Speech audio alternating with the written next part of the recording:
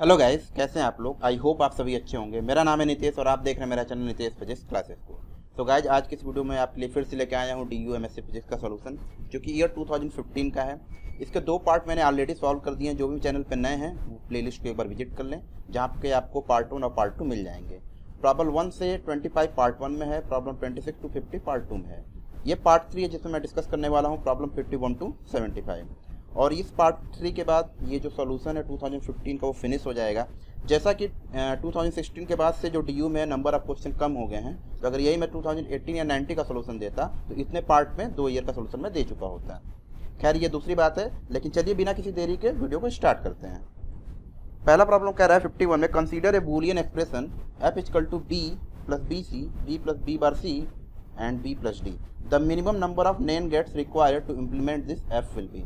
तो हमें इस क्वेश्चन में क्या पूछा है कि minimum number of NAND gate पूछा हुआ है। ठीक है, तो उसकी वजह से हम क्या करेंगे, पहले हम सिंपली इसको सिंप्लीफाई करके देखते हैं। तो f की वैल्यू कितनी दी हुई है आपको, f की वैल्यू दी है b plus B C B plus B bar C and b plus D. Right, इसको थोड़ा सा सिंप्लीफाई करेंगे हम लोग। जब आप इसको सिंप्लीफाई करेंगे तो क्या इसको लिख सकते हैं आप, देखते रहिए। इसको कुछ इस तरीके से लिख सकते हैं आप, b प्लस ये बी सी बी बार सी हो जाएगा, ये हो जाएगा बी सी बी बार सी, और ये आपको क्या आ जाएगा बी प्लस डी।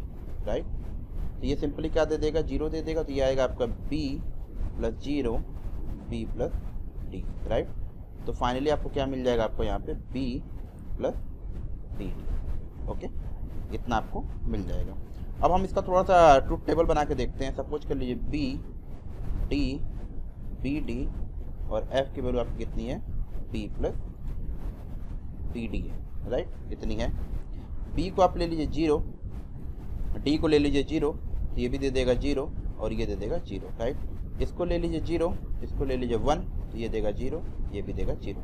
इसको ले लीजिए 1, इसको ले लीजिए 0, तो ये देगा 0, ये देगा 1, और 1 1 1 पे सब 1 देंगे। तो हम यहाँ पे देख रहे हैं कि जो f है वो किसी भी तरीके से नैंड गेट से मैच नहीं कर रहा है ट्रूथ टेबल से। तो मिनिमम नंबर ऑफ जो रिक्वायर्ड होंगे यहाँ पे क्या हो जाएंगे, 0 हो जाएंगे। तो ऑप्शन ए आपका क्या हो जाएगा, राइट ऑप्शन हो जाएगा। इसको टिक कर लीजिए। नेक्स्ट क्वेश्चन कह रहा है the number of comparators in a four bit flash A to D converter. तो देखिए 4 बिट में क्या होता है, n बिट की हम अगर बात कर लें तो कितने नंबर ऑफ कंपरेटर आपको मिलेंगे, तो ये मिलते हैं आपको 2 to the power n minus 1। ये जनरल फार्मूला है, ये हमेशा याद रखे रहिएगा। For n bit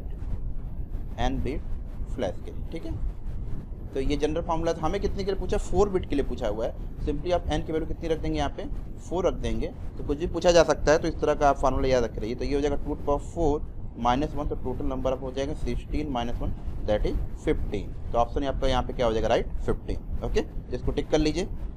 next question कह रहा है the fundamental difference between SR flip flop and JK flip flop is date.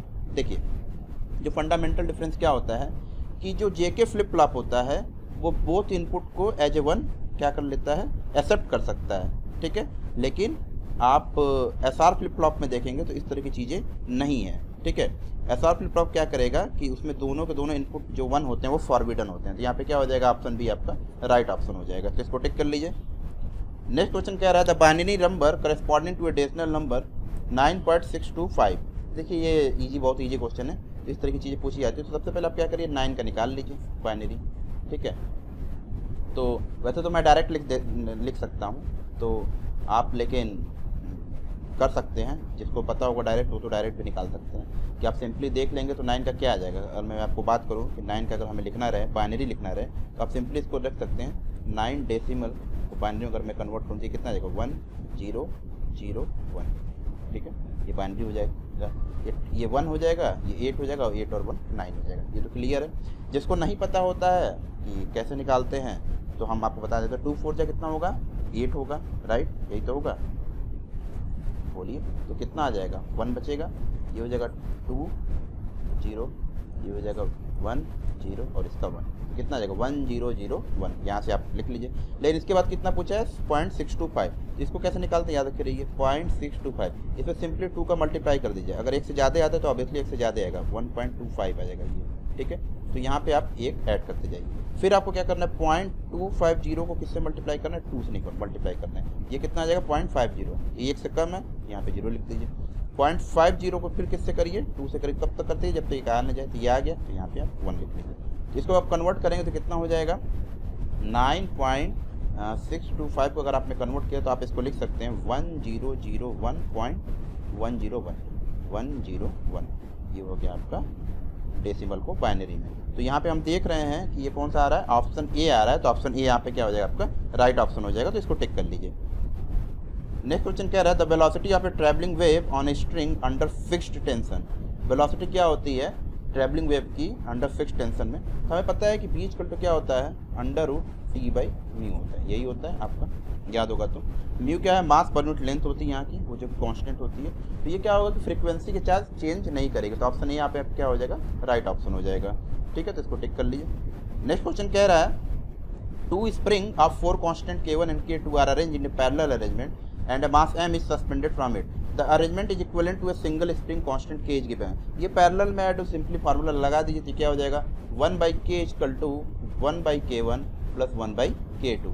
यहाँ से K का क्या फॉर्म आ जाएगा, K का फॉर्म आ जाएगा K1 K2 upon K1 plus K2। कौन सा ऑप्शन यहाँ पे आपको मैच कर रहा है, ऑप्शन सी आपको मैच कर रहा है, तो इसको टिक कर लीजिए। यही अगर सीरीज में रहता है तो K1 प्लस K2 हो जाता है, वो सिंपल सी बात है, याद रखते रहिए। आगे क्वेश्चन कह रहा है next question 2 vibrating strings of length L and 3L with radii 3R and R respectively are stretched under the same tension। यहाँ पे याद रखिएगा टेंशन क्या है सेम है। both the string vibrate in their fundamental modes, the one of length L with frequency nu1 other frequency nu2। हमें nu1/nu2 का ratio पूछा है, तो ये भी इजी है, ये भी न्यू क्या है, न्यू का फॉर्मूला हम जानते हैं, ये क्या होता है 1/2L T/μ, ठीक है।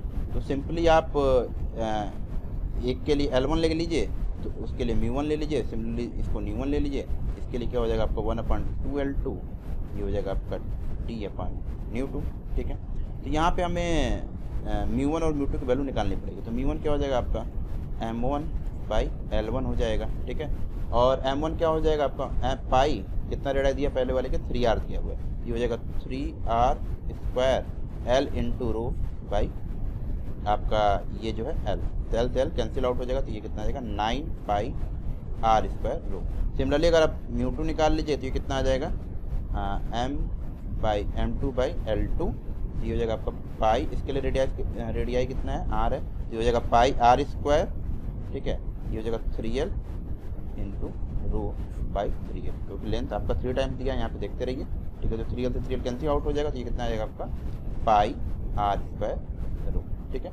तो nu1/nu2 अगर आप निकालेंगे करके देख लीजिएगा तो उसका रेशियो क्या आ जाएगा 1 आ जाएगा। तो यहाँ से जो ऑप्शन ए होगा आपका 1 वो क्या हो जाएगा राइट ऑप्शन हो जाएगा, तो इसको टिक कर लीजिए।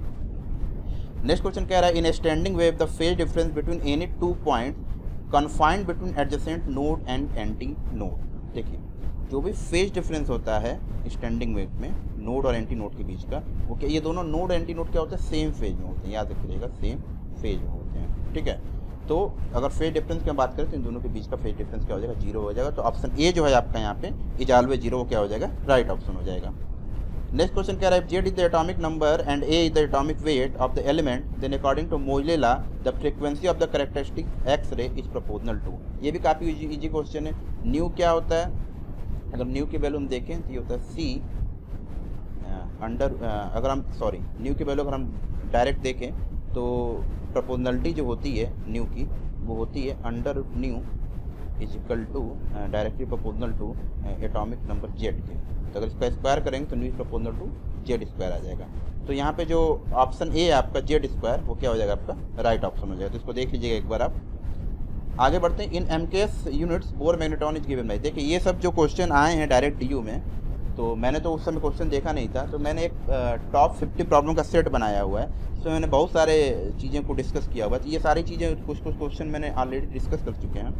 तो उस तरह की वीडियो को अगर आप प्रिपरेशन कर रहे हैं तो ज़रूर देखें, क्योंकि ये DU हो, BHU हो, JNU हो, SU हो, जो भी सेंट्रल यूनिवर्सिटी के एग्जाम या एमएससी फिजिक्स के एग्जाम आप कहीं भी देने जा रहे हैं तो आपके लिए काफ़ी बेनिफिशियल होने वाला है। तो ये जो डायरेक्ट होता है वो बोर मैग्नेट्रॉन के इक्वल होता है, जिसकी वैल्यू होती है EH/4πm। तो यहाँ पे जो ऑप्शन सी आपका EH/4πm क्या हो जाएगा, वो राइट हो जाएगा। तो ये इस तरह की चीज़ें जो आती हैं याद रखिए कि जो म्यू की वैल्यू आती है वो होती है EH/2m, इसकी वैल्यू रख दीजिए तो H/2π ये हो जाएगा आपका EH/4πm। ये सारी चीज़ें मैं डिस्कस कर लिया है, तो आप एक बार उसको लिस्ट से जाके एक बार विजिट करके आप देख सकते हैं। चलिए नेक्स्ट क्वेश्चन कह रहा था typical wavelength emitted by a diatomic molecules in a pure vibrational and pure rotational transition are respectively in the region of. देखिए डायटोमिक मॉलिक्यूल के लिए प्योर वाइब्रेशनल प्योर रोटेशनल जो ट्रांजिशन है उसका हमें पूछा है। याद रखिए रहिएगा कि जो अगर प्योर डायटोमिक मॉलिक्यूल होता है उसके लिए, अगर हम डायटोमिक मॉलिक्यूल की बात करें, इसके लिए आपको नियर इंफ्रारेड आती है, NIR नियर इंफ्रारेड आता है, ठीक है। अगर हम प्योर रोटेशनल की बात करें तो इसके लिए diatomic molecule in vibrational and pure rotational की बात करें तो रोटेशनल की आप यहाँ से बात कर लीजिए। अगर हम प्योर रोटेशनल की बात करें तो ये वाइब्रेशनल का था, याद रखिएगा ये वाइब्रेशनल का था। तो रोटेशनल की अगर हम बात करेंगे तो ये लाई करता है, ये तो या तो फार इंफ्रारेड में लाई करेगा या माइक्रोवेव में लाई करेगा, तो उसी का राउंड होगा। फार इंफ्रारेड का एक्चुअली ऑप्शन नहीं दिया हुआ है तो हम इसको ले लेंगे फार इंफ्रारेड और माइक्रोवेव, ठीक है। तो यहाँ पे देख रहे हैं आप कि जो ऑप्शन सी है उसमें दिया है इंफ्रारेड एंड माइक्रोवेव, तो ये क्या हो जाएगा आपका राइट ऑप्शन हो जाएगा, तो इसको टिक कर लीजिए। नेक्स्ट क्वेश्चन है the value of Einstein coefficient A21 for a 2 level atomic system is 4 × 10⁻² second per second the spontaneous life time. देखिए स्पॉन्टेनियस लाइफ टाइम की अगर हम बात करें तो वो क्या होता है, टाउ की वैल्यू जो आती है वो होती है 1/A21। आइंस्टाइन कोफिशिएंट की क्वेश्चन ये हो जाएगा 1/4 × 10⁻²। इसको सॉल्व करके देख लीजिए तो ये हो जाएगा 0.25 × 10⁻³ सेकेंड, तो सॉरी 0.25 × 10⁻², तो ये हो जाएगा आपका 2.5 × 10⁻³ सेकेंड। तो ये हो जाएगा ऑप्शन बी आपका यहाँ पे राइट ऑप्शन हो जाएगा, तो इसको टिक कर लीजिए। नेक्स्ट क्वेश्चन कह रहा है 2 lenses of power +5t and -2t, ये डायोप्टर होता है D4, are in contact and are coaxially situated, the power of the combination is. Combination का पावर पूछा हुआ है तो बहुत ईजी क्वेश्चन है, इस तरह के क्वेश्चन अगर पूछे जाने लगे तो स्टूडेंट के बल्ले बल्ले हो जाएगी। तो P = क्या होता है आपका P1 + P2 होता है। सिंपली क्या करना है आपको, P1 कितना दिया है 5 डायोप्टर, P2 कितना है 2, ये हो जाएगा आपको कर दीजिए तो +3 डायोप्टर आ जाएगा। तो P की वैल्यू कितनी आ जाएगी +3D, तो ऑप्शन बी यहाँ पे क्या हो जाएगा आपका राइट ऑप्शन हो जाएगा, तो इसको टिक कर लीजिए। नेक्स्ट क्वेश्चन कह रहा है when a liquid is introduced between the lens and the plate in the Newton ring apparatus, the diameter of the 15th ring changes from 2 centimetre to 1.8 centimetre, the refractive index of the liquid is. देखिए इस तरह question मैंने BHU entrance में solve किए हुए हैं और मैं जो टेस्ट लेता रहता हूँ अपने चैनल पे, तो उसमें भी मैंने इस तरह क्वेश्चन दिए हुए हैं। तो जो भी मेरे चैनल पे बने हुए स्टूडेंट या जो मेरे वीडियो देखते हैं उनके लिए क्वेश्चन काफ़ी ईजी है। रिफ्रैक्टिव इंडेक्स क्या होता है आपको पता है कि डायमीटर का स्क्वायर होता है। तो अगर हम रिफ्रैक्टिव इंडेक्स की बात करें किसी भी लिक्विड की तो वो n किस तरीके से दी जाएगी, ये हो जाएगी D1² / D2² ठीक है। तो D1 की वैल्यू 2 है तो इसका स्क्वायर कर दीजिए, इसकी वैल्यू 1.8 है तो इसका स्क्वायर कर दीजिए। मीटर में चेंज करने की जरूरत नहीं है क्योंकि वो कैंसिल आउट ही होना है, तो यहाँ पे घबराने की जरूरत नहीं। इसको सॉल्व करके देखिएगा तो ये अराउंड 1.22 मतलब 1.23 के अराउंड आएगा। तो ऑप्शन सी यहाँ पे क्या हो जाएगा आपका राइट ऑप्शन हो जाएगा, तो इसको टिक कर लीजिए। नेक्स्ट क्वेश्चन कह रहा है when the movable mirror of the Michelson interferometer is moved through a distance यहाँ पे दिया हुआ है, ध्यान दीजिएगा, और ये जो डिस्टेंस है वो मिलीमीटर का ऑर्डर का है, जिसको आपको चेंज करना पड़ेगा मीटर में। वेवलेंथ कितना दिया हुआ है 6000 एंगस्ट्रॉम दिया है। तो नंबर ऑफ डिस्प्लेड फ्रिंजेस पूछी है, तो n की वैल्यू लगा दीजिए। नंबर ऑफ डिस्प्ले फ्रिंजेस का जो फार्मूला होता है ये होता है 2x/λ। तो x देख लीजिए कितना है 0.03 मिलीमीटर है, तो इसको लिख लीजिए 0.03 × 10⁻³ ये मीटर हो गया। इसको चेंज कर लीजिए तो ये हो जाएगा 6 × 10⁻7 मीटर। इसको सॉल्व करके देख लीजिएगा तो अराउंड ये कितना आ जाएगा 100 आ जाएगा। तो ऑप्शन सी यहाँ पे क्या हो जाएगा आपका राइट ऑप्शन हो जाएगा, इसको टिक कर लीजिए।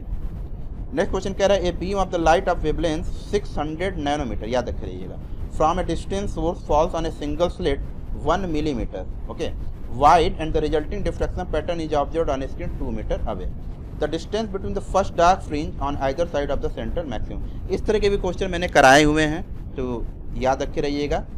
सबसे पहले आप क्या कर लीजिए, एक्चुअली टोटल जो डिस्टेंस होगी वो 2y होगी, तो आप सबसे पहले क्या कर लीजिए y निकाल लीजिए। y निकालने का फॉर्मूला इजी है, y = क्या हो जाएगा आपका x λ/t, ये निकाल लीजिए तो ये हो जाएगा। x की वैल्यू कितनी हुई है आपको 600 लैम्डा की वैल्यू 600 नैनोमीटर है, और x की वैल्यू आपकी दी हुई है 2 मीटर, तो ये रख लीजिए 2 इंटू 600 इंटू 10⁻9 अपॉन जो d है वो 1 मिलीमीटर है, मतलब 10⁻3 मीटर है। इसको सॉल्व कर लीजिए तो ये आएगा 1.2 मिलीमीटर आर्डर का, ठीक है। तो चेंज कर लीजिएगा क्योंकि आंसर मिलीमीटर में मैंने ध्यान नहीं दिया, तो करके देखिएगा तो 1.2 मिलीमीटर का ऑर्डर का आएगा। तो टोटल सेपरेशन कितना हो जाएगा, 2y हो जाएगा सेंट्रल मैक्सिमा से, तो एक पॉजिटिव एक निगेटिव, तो ये हो जाएगा 2 इंटू 1.2, तो ये कितना आ जाएगा आपका 2.4 मिलीमीटर। तो यहाँ पे जो ऑप्शन डी है आपका ये क्या हो जाएगा, यहाँ पे राइट ऑप्शन हो जाएगा, तो इसको टिक कर लीजिए। नेक्स्ट क्वेश्चन कह रहा है the spectroscopic Landé factor for state 2p 1/2। देखिए ये भी क्वेश्चन जिसको पता होगा जो मेरे चैनल पे है व्हाट्सअप या टेलीग्राम पे, इस तरह क्वेश्चन भी मैंने टेस्ट में दिए हुए हैं। तो लैंडेज फैक्टर निकालने का फार्मूला पहले याद रखे रहिए, जी इक्वल टू क्या होता है 1 प्लस, याद रखे रहिएगा, ये पूछता है जरूर, DHU में तो 100% पूछेगा, j into J plus 1 plus s into S plus 1 minus l into L plus 1 upon 2j J plus 1। तो ये 2s प्लस 1 LJ टाइप में लिखा जाता है, ये मैं तो याद रखे रहिएगा, ये 2s प्लस 1 मल्टीप्लिसिटी होती है। तो 2s प्लस 1 की वैल्यू कितनी दी हुई है यहाँ पे, याद रखे रहिए 2 दी हुई है, तो यहाँ से s की वैल्यू कितनी निकल के आएगी, हाफ निकल के आएगी। j की वैल्यू कितनी है यहाँ पे, हाफ है, ठीक है। और p ऑर्बिटल के लिए l की वैल्यू कितनी आती है, 1 आती है। तो सिंपली यहाँ पे पुट कर दीजिए, पुट करके आप देखेंगे, अगर आप पुट कर लेते हैं तो मैं भी कर ही देता हूँ, चलिए 1 प्लस j की वैल्यू हाफ इंटू 3/2, s की वैल्यू कितनी है हाफ इंटू 3/2, l की वैल्यू कितनी है 1 इंटू 2 अपॉन 2 हाफ इंटू 3/2। इसको सॉल्व कर लीजिए, करके देखिएगा तो ये आ जाएगा g की वैल्यू 2/3। तो ऑप्शन जो b है आपका यहाँ पे 2/3 वो क्या हो जाएगा आपके राइट ऑप्शन हो जाएगा, तो इसको टिक कर लीजिए। नेक्स्ट क्वेश्चन कह रहा था Debye temperature of a metal is 450 kelvin, इस डिबाई फ्रीक्वेंसी इन हर्ट्ज। देखिए इस तरह के क्वेश्चन जो है वो 2016 में या 17 में नेट में भी पूछा जा चुका है, इस तरह का क्वेश्चन डिबाई टेम्परेचर पे। तो देखिए डिबाई टेम्परेचर कोई अगर हम निकालना चाहें तो जो उसका फार्मूला होता है हमें पता है, तो हमें लेकिन यहाँ पे क्या पूछा हुआ है, फ्रीक्वेंसी पूछी हुई है, डिबाई टेम्परेचर दिया हुआ है। तो फ्रीक्वेंसी जो होती है अगर हम बात करें डिबाई टेम्परेचर की, तो ये हो जाएगा न्यू डी फॉर डिबाई के थीटा डी बाई एच, ठीक है। ये बोल्ट्जमैन कांस्टेंट तो रख दीजिए 1.38 इंटू 10⁻23। ये टेम्परेचर है तो ये रख दीजिए आप 450 केल्विन, और एच कैप प्लैंक कांस्टेंट तो रख दीजिए 6.6 इंटू 10⁻34। रख के इसको सॉल्व कर लीजिए, तो ये अराउंड अगर आप देखेंगे तो ये अराउंड आएगा आपका 9.7 इंटू 10⁻12। तो इसको 10 समझ लीजिए तो 10⁻13 के ऑर्डर का आ जाएगा। तो ऑप्शन बी जो होगा यहाँ आपके राइट ऑप्शन हो जाएगा, तो इसको टिक कर लीजिए। नेक्स्ट क्वेश्चन कह रहा है in Davisson Germer experiment the hump is most prominent when the electron is accelerated by. देखिए डेविएशन और जर्मन जो थे उन्होंने प्रूफ किया था, जो डी ब्रॉगली का हाइपोथेसिस था लैम्डा इक्वल टू h/p और जो h/mv था, तो वहाँ से इन्होंने प्रूफ किया था। वो उन्होंने क्या किया था कि डिफरेंट आपके यहाँ पे देखिए, तो थोड़ा सा मैं डिस्कस करूँ तो मुझे भी जो याद है, यहाँ पे एक हाई टेंशन होता था, तो यहाँ पे एक लो टेंशन दे के यहाँ पे ड्यू टू हाई पोटेंशियल हम इलेक्ट्रॉन को कोलिमेटर के थ्रू निकालते थे। यहाँ पे एक टारगेट होता था, यहाँ पे कोलाइड करता था इलेक्ट्रॉन, यहाँ पे एक मूवेबल डिटेक्टर होता था, ठीक है। तो मूवेबल डिटेक्टर होगा जो मूव करेगा और काउंट करेगा, ठीक है। तो हम डिफरेंट वोल्टेज के लिए उन्होंने काउंट किया था। यहाँ पे ये निकल का टारगेट एटम है, तो उन्होंने पाया था कि अगर 54 वोल्ट पे देखा जाए, 54 वोल्ट पे, तो वहाँ पे क्या था कि मोस्ट प्रोमिनेंट हम मिलता है हमें, ठीक है। तो याद रखे रहिएगा 54 वोल्ट, तो 54 वोल्ट आपका क्या हो जाएगा यहाँ पे राइट ऑप्शन हो जाएगा, ओके। और ये भी याद रखे रहिएगा कि 54 वोल्ट पे जो थीटा की वैल्यू थी वो भी पूछा जा सकता है, वो अराउंड 50 डिग्री थी, ठीक है। तो ये भी हो सकता है, इस बार पूछ दे, तो ये भी याद रखे रहिए आप। नेक्स्ट क्वेश्चन बढ़ते हैं। The susceptibility of a diamagnetic material is about. जो ससेप्टिबिलिटी होती है डायमैग्नेटिक की, वो सबसे पहले जान लीजिए कि वो तो नेगेटिव होती है डायमैग्नेटिक के लिए। तो ऑप्शन सी और ऑप्शन डी यहाँ से ऐसे ही रॉन्ग हो जाते हैं। दूसरी बात है कि थोड़ा सा आपको क्लू भी होना चाहिए कितने ऑर्डर की होती है। ये अराउंड वैसे तो 10⁻6 ऑर्डर की होती है, लेकिन हम थोड़ा सा ले सकते हैं, ये 10⁻5 ये भी हो सकता है, ये भी हो सकता है, तो ये थोड़ा सा डाउट है। तो यहाँ पे हो सकता है अगर आप देखें तो ये -10⁻6 के ऑर्डर की होती है, तो इसको आप क्लेम भी कर सकते हैं। तो मेरे अकॉर्डिंग 10⁻5 और 10⁻7 कुछ भी लगा लीजिए, अराउंड लगभग सेम आ जाना चाहिए, ओके। अब 71 देखते हैं। If sigma and E R the electrical conductivity and the applied field respectively, the heat develop across a conductor per unit volume पर सेकंड इज। देखिए ये भी काफ़ी ईजी क्वेश्चन है। आप देखिए the heat develop per unit volume पर second जो गिवन होगा वो क्या हो जाएगा, J.E से दे दीजिए, जे की वैल्यू रख दीजिए सिग्मा ई, और ई ये कितना आ जाएगा आपका सिग्मा ई स्क्वायर। तो ऑप्शन ए आपका क्या हो जाएगा यहाँ पे राइट ऑप्शन हो जाएगा, तो उसको टिक कर लीजिए। आप पूछा है transition temperature T C and critical field S C for a superconductor are related. ये देखिए डायरेक्ट फार्मूला होता है S C equal to H C not T by 1 minus T by T C का whole square. तो जहाँ पे option C आपका क्या हो जाएगा यहाँ पे राइट ऑप्शन हो जाएगा। तो डायरेक्ट फार्मूला जो है वो आप याद रखे रहें, क्योंकि डी यू के एंट्रेंस में भी ये सब क्वेश्चन पूछे जा रहे हैं। तो मुझे तो नहीं लगा था, लेकिन इस तरीके से अगर क्वेश्चन पूछे जा रहे हैं तो आपको डायरेक्ट फार्मूला भी क्या होना चाहिए, याद होना चाहिए। तो याद कर लें, ये बहुत बड़ी चीज़ नहीं है। चलिए आगे बढ़ते हैं। नेक्स्ट क्वेश्चन कह रहा था vapour pressure P in millimetre of Hg of solid ammonia is given by the relation LNP। ये कोई एक रिलेशन दिया हुआ है something, where T is absolute temperature, the vapour pressure in mm of Fg of liquid ammonia is given by the relation. ये भी एक relation दिया है। The temperature the triple point is about, और ट्रिपल पॉइंट का temperature पूछा हुआ है। तो जो गिवन रिलेशन है उस पर हम थोड़ा सा फोकस करते हैं। वो क्या दिया हुआ है, LNP is equal to 23.01 minus 3754 by T. ठीक है, इसको थोड़ा सा सॉल्व कर लेते हैं। और दूसरा भी दिया है, एक ये भी देख लें। LNP equal to 19.49 minus 3063 by T. ये दो इक्वेशन दिए हुए हैं हमें, और हमें क्या पूछा हुआ है, टेम्परेचर ऑफ ट्रिपल पॉइंट पूछा हुआ है। ठीक है, अगर हम इसको कंपेयर कर दें दोनों की, ये LNP इसके इक्वल है और LNP इसके इक्वल है और LNP इसके भी इक्वल है। ये दोनों भी आपस में क्या हो जाएंगे, इक्वल हो जाएंगे। जैसे अगर हम बात करें तो जीरोथ लॉ ऑफ थर्मोडायनेमिक्स होता है ना कि ए सी के साथ है, बी सी के साथ है इक्विलिब्रियम में, तो ए और बी भी आपस में इक्विलिब्रियम होंगे, तो काइंड ऑफ देख। ठीक है, तो यहाँ पे अगर आप देखेंगे तो इसको इक्वेलेट कर दीजिए। तो 23.01 minus 3754 by T is equal to 19.49 minus 3063 by T. तो ये देखने में बहुत बड़ा क्वेश्चन है 2 लाइन का, तो घबराने की बिल्कुल ज़रूरत नहीं है आपको। इसको इस तरीके से कर दीजिए और सिंपली सॉल्व कर दीजिए नॉर्मल तरीके से। तो यहाँ पे जो टी की आपको वैल्यू आ जाएगी, टी की वैल्यू अराउंड वो आएगी, करके देखिएगा 196.3 केल्विन के। तो जो ऑप्शन बी आपका यहाँ पे हो जाएगा वो क्या हो जाएगा, आपका राइट ऑप्शन हो जाएगा। तो इसको टिक कर लीजिए। देखिए ये जो क्वेश्चन है बहुत ही इंपॉर्टेंट है, BHU में कई बार पूछा गया है और मैंने डिस्कस भी किया हुआ है। The 10 gram of ice eight 0 degree centigrade is converted into water. Ice को वाटर में मैंने चेंज किया है सेम टेम्परेचर पे। तो 0 डिग्री सेंटीग्रेड पे अगर जो आइस है आपका वो कितने से में चेंज हो रही है, 0 डिग्री सेंटीग्रेड वाटर में चेंज हो रही है। ठीक है, और लैटेंट हीट दिया हुआ है फ्यूजन का 80 कैलोरी पर ग्राम। तो चेंज इन एंट्रोपी बताना है, ईजी है। टी क्यू इक्वल टू क्या होता है आपका, टी ds होता है, तो ds इक्वल टू क्या हो जाएगा आपका टी क्यू बाई टी। यहाँ टी क्यू क्या लिख सकते हैं आप, m इंटू एल लिख सकते हैं अपॉन टी। m को लिख लीजिए 10 इंटू 80, 10 ग्राम आइस है, याद रखे रहिएगा, इसलिए कैलोरी पर ग्राम में दिया हुआ है। टी कितना था आपका, 0 डिग्री सेंटीग्रेड कैलोरी में चेंज कर दिए तो 273 हो जाएगा। ये तो हो जाएगा आपका 800 बाई 273। तो 3 टाइम तो जाएगा नहीं, तो लगाने की ज़रूरत है नहीं। आई थिंक 3 टाइम्स अगर आप करेंगे तो ये 800 से ज़्यादा हो जाएगा, करके देख लीजिए। तो 2.93 के अराउंड आना चाहिए। ठीक है, तो ऑप्शन सी आपका क्या हो जाएगा यहाँ पे राइट ऑप्शन हो जाएगा। इसको टिक कर लीजिए। अब ये आज के इस वीडियो का लास्ट क्वेश्चन है, इसको देख लेते हैं और यहीं से आपका 2015 DU फिजिक्स का समाप्त सोल्यूशन। एक quantity of a dry air at 27 degree centigrade is compressed suddenly to 1/3 of its volume। 1/3 दिया हुआ है, याद रख रहिए। Take gamma to be 1.5, gamma की वैल्यू कितनी लेनी है, 1.5 लेनी है for dry air. Change in temperature of the gas is about. देखिए ये सारे क्वेश्चन जो है वो क्लास 12 के क्वेश्चन है। तो आपको पता है कि अगर एडियाबैटिक प्रोसेस में जो गैस होती है वो पॉइजन लॉ को फॉलो करती है, PV2 को गामा इक्वल टू कांस्टेंट को फॉलो करती है, राइट।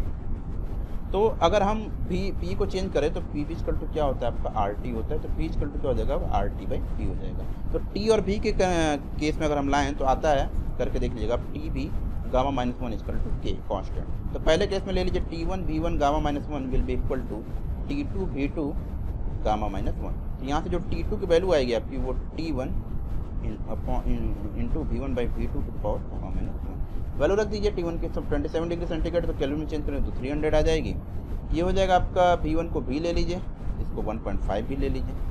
ठीक है, क्योंकि ये पूछा हुआ है ना, 1.5 दिया हुआ है। ठीक है, अपॉन गामा की वैल्यू कितनी है, 1.5 है।